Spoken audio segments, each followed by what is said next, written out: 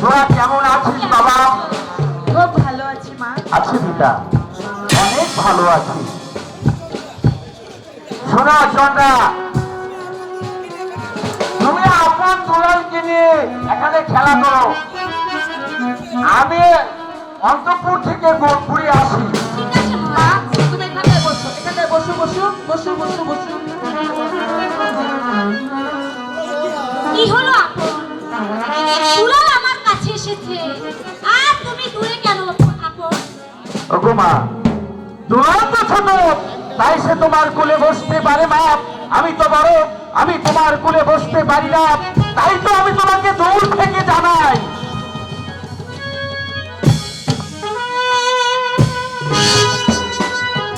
হাজার হাজার প্রণাম।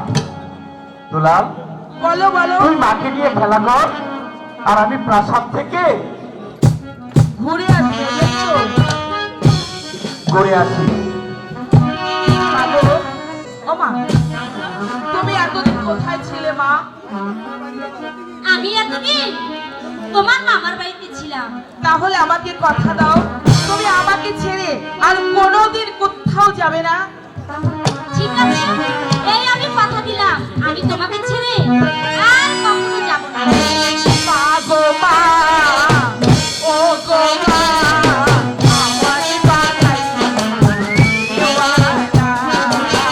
মা গো মা, ও গো মা, আমায় বানাইছো দিওয়ানা। আমি দুনিয়া ছেড়ে যেতে পারি, দুনিয়া বাড়ি